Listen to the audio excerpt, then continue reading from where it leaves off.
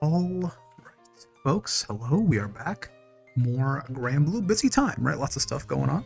Apologies, I'm whispering. It's like 1 a.m. Family's asleep, right? Let's be reasonable here, but we got some interesting stuff, some very interesting stuff. Shout out to Khalil here. He's one of the people who's at Frosty Faustings, right? The big North American Platinum event that's currently underway. And besides a tournament, which is happening, which is very interesting, top 8 for that should be happening on Saturday, we do have like a little demo version of the game that people who are there can test out. It's got some of the Season 2 changes, maybe. I would say, real quick, I want to, before we get into this, because there's some very interesting stuff here. There was a similar thing that happened at EVO, where there was sort of a 1.5, like a Versuja patch preview build, and you could play with Versuja and stuff, and there was a lot of stuff people noticed then that didn't necessarily make it into the 1.5 patch. People were talking about Brave counter changes and stuff at EVO that never fully materialized, right? So while I 100% believe that this is what is happening in the version of the game that Khalil and all these other people who are reporting on this, like, I'm sure this is real, it may or may not be subject, it's probably subject to change, right, between now and the month and a half from now when Sandalphon comes out or whatever it is, right? So just wanted to, quick disclaimer to keep our heads, I guess, cool here, but there is some very interesting stuff in here. So there's a demo version of the game, and the playable characters, I believe, are Gran, Vikala, and Sandalphon, right? So people are, we can see some universal changes and also some stuff about Sandalphon, some stuff about that. Long story short, important bit here is that, shout out Khalil, Paragon, TO, all around great guy, BC, minus on block. So this is probably the single biggest thing in here. We'll talk about the rest of the thread here that Khalil's been reporting on, but this is definitely the single biggest change that is mentioned in here because everyone, I think, was expecting BC to get nerfed in some kind of way in Season 2.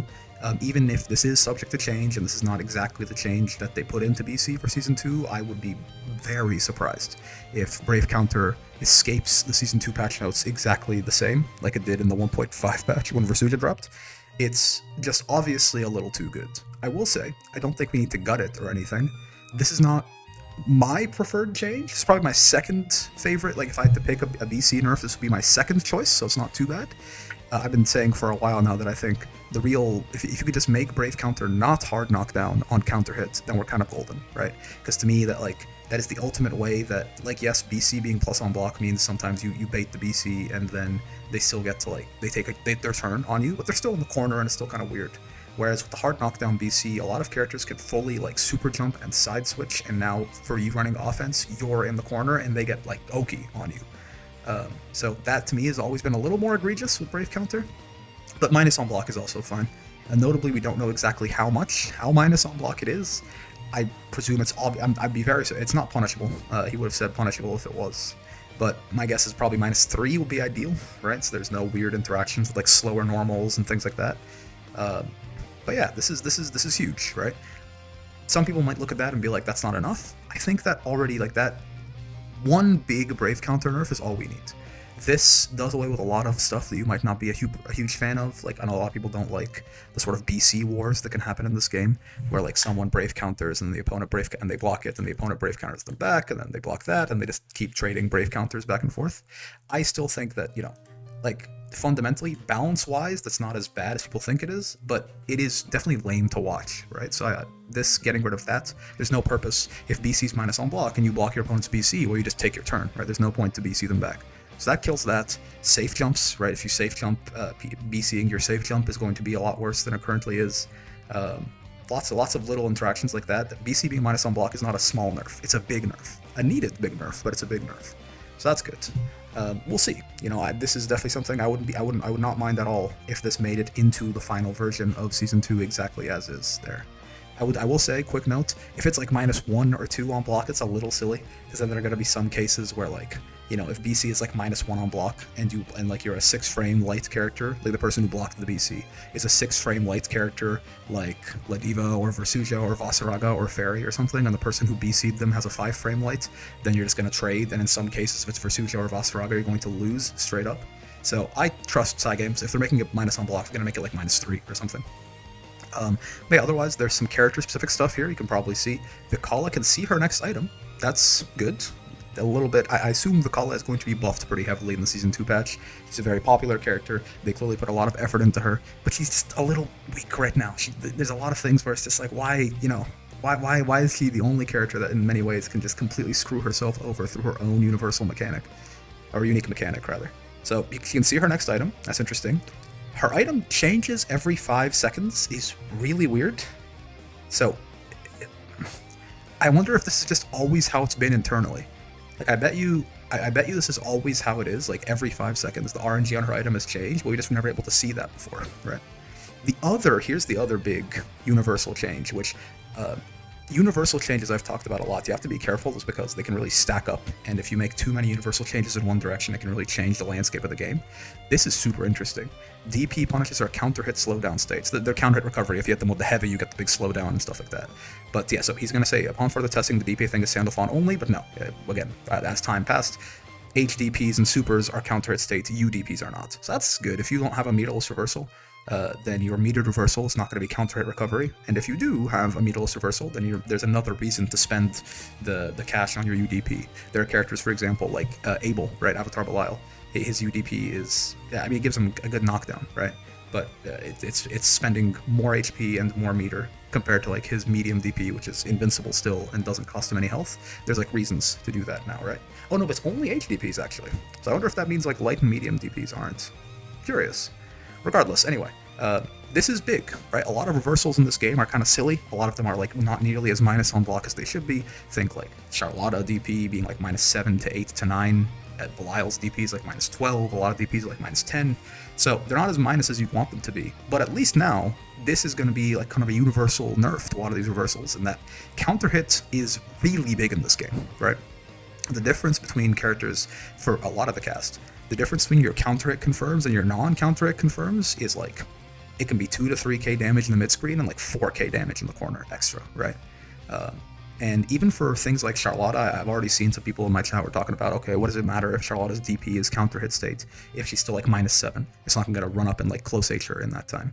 And no, you might be able to depending on the character and depending. Sometimes it can be like -10, -9. But realistically, this is even off like lights and mediums. In fact, I would argue even more so off lights and mediums. If you know you have a guaranteed counter hit coming, you actually can get way better conversions, right? Like for example, a lot of characters can get like counter hit far L into like their far M into like more damage and whatever, and their far M might be able to link into specials that their far M can't. So it completely changes the combo structure, right? A lot of stuff like that. So this is a very big nerf to like defense, realistically. And you'll notice there are 2 very notable universal defense nerfs, right? That's very interesting because, grant, that's probably a good thing too. I think the devs, like, this is interesting stuff. This is, how do I, sorry, it's 1 a.m. so my vernacular is a little too small right now, but it's, I guess, auspicious. I'm sorry. It bodes well. The devs are paying attention. They know what issues might be in the game. At least they align with my view so far. Defense is a little too good in this game. Defense is a little too strong in this game. It's not just Brave Counter, right? Brave Counter is definitely the biggest culprit, but defense in general is a little too good in this game. And these are 2 universal defense nerfs. That's huge. Like you might be like, so BC's minus on block and HDPs are counter hit recovery now, like whatever, right? It's like small individual things, but universal changes like this that affect across the whole cast. Everyone's going to have better punches on DPs. Everyone's going to have better ways to bait DP more safely now because you can just block and spot dodging, right? This is huge. Defense is going to be a lot worse, which is a good thing, I think, for the game. I think for the health of the game, defense being a little bit worse is always good because you don't want defense to be like impotent, but Brave Counter is still like the best guard cancel in video games. Like if it's -3 on block right now, Brave Counter is still by far the best guard cancel that exists in any fighting game, at least any modern fighting game that I'm aware of, because it's still like +30 on hits, gives you a hard knockdown on counter hit, and it's still safe on block. Think of like YRC that people complained about so much in Guilty Gear. Brave Counter is 100 times better because YRC is like -15 on block or something. You die if you get your YRC blocked. So defense is still strong in Grand Blue, but you never want defense to be so strong that like, sometimes like sitting there and doing nothing or just hitting the guard cancel button is the best option. It can make the game slow down and not be too interactive or just fun, right? But those are the big things, right? Those are the big things, at least universally, is that HDPs are counter hit states and BC's minus on block. There's a lot of other interesting character stuff. Again, Vikala, I don't know if we call it any like real character changes. We don't know yet. There's going to be a whole list of patch notes for every character, I'm sure. But some Vikala quality of life is interesting. They tested this on Grand, by the way. And there's a bunch of Sandy stuff here from Khalil. This is very cool. So I had a question when I watched the trailer of how exactly Sandalphon's whole element switch thing worked, and we know now.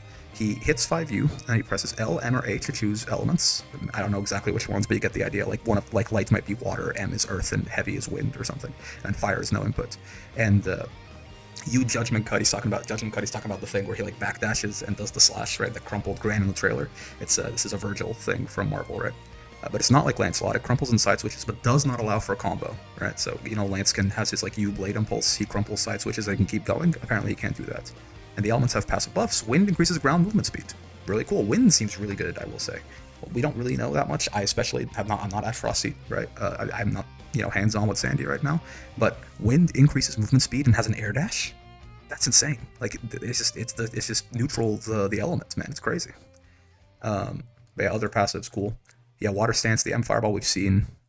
Water Stance, M Fireball is slow moving with a nice hitbox. Oh, cool. Because we know he has, in Water Stance, he has like one of his light Fireball or something was like that just little slash that seemed to eat other Fireballs, right? Sandy's got a good Far L.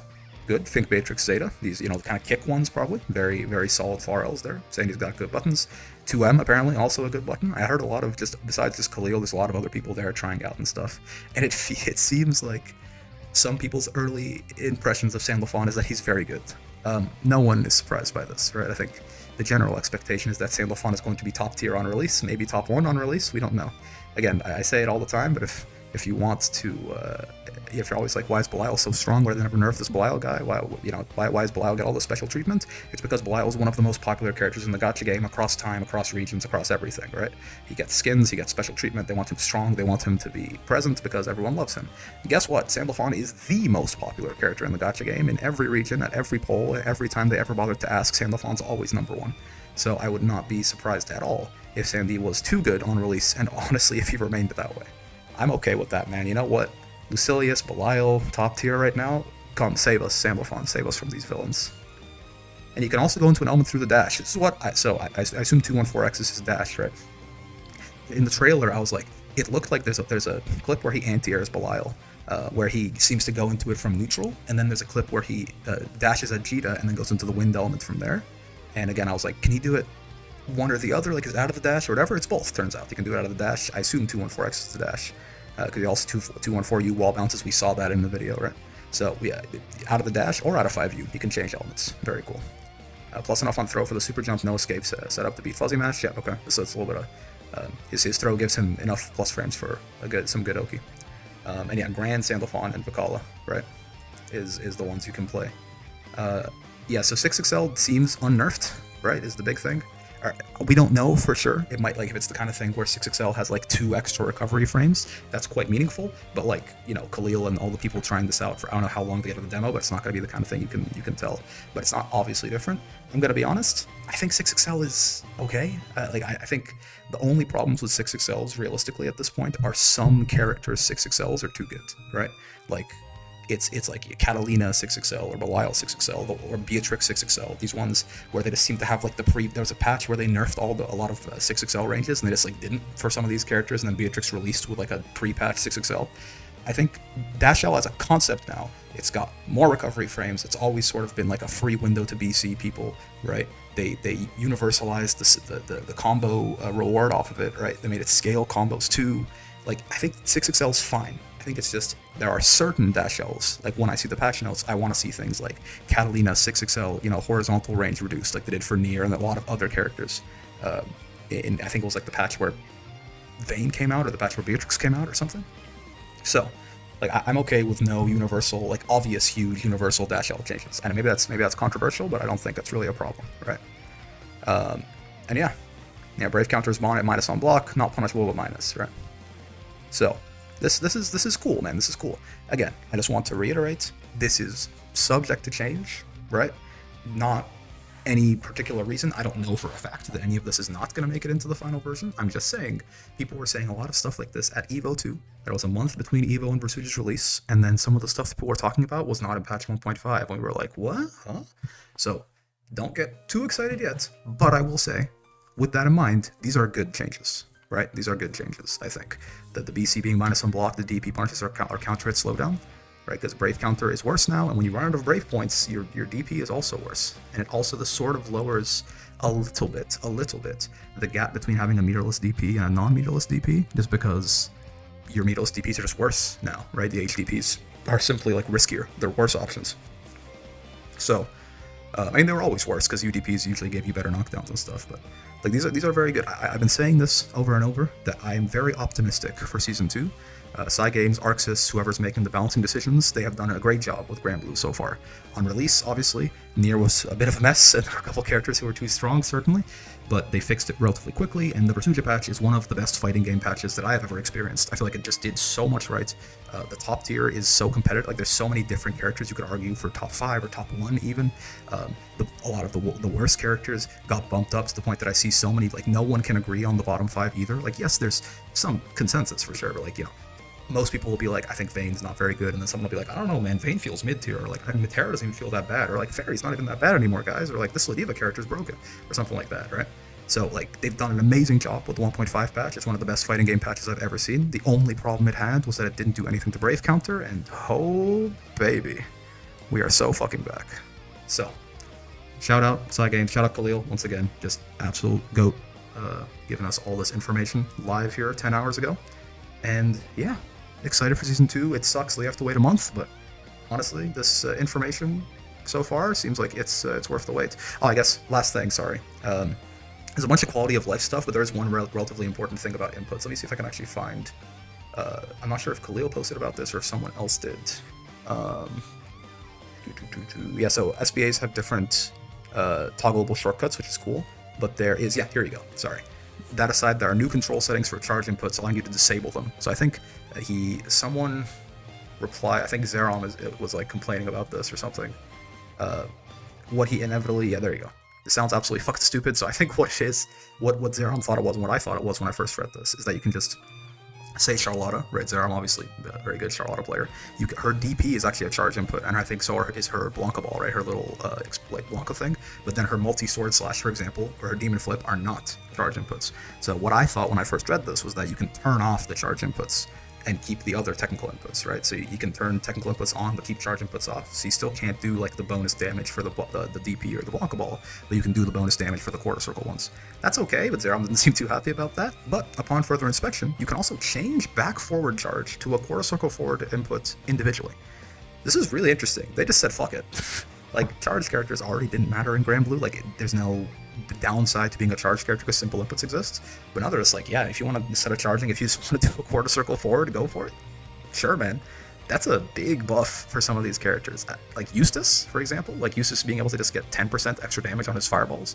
Like, imagine, because, you know, a lot of good Eustaces probably play with charge inputs anyway, but for a lot of, like, it can be annoying when you're trying to, because a lot of this game is, like, you walk back and you, like, suddenly dash out or something like that, right? And with charge characters, a lot of times what would happen is you'd walk back and then you'd get your back forward charge special. So like, you know, Charlotta would get like, she'd be walking back trying to 6XL and she would get Blanca Ball suddenly, or like Eustace would be walking back and he'd shoot a fireball instead of 6XLing. So like this is a notable buff to these characters. Like imagine, it's not quite like the patch notes just saying Eustace's Flamex all do 10% more damage now, but it's not super far off from that, right? So this is nice. This is really fucking nice if that's actually how it works. That's all of the universal changes. I missed that one because it was buried inside the one where he said Sandalphon, the DP thing may be Sandalphon only, but turns out that's not the case. Anyway, sorry. That's it for now. Yeah, man. Very excited for the patch. Hope you have a wonderful day, and I'll see you in the next one. Peace.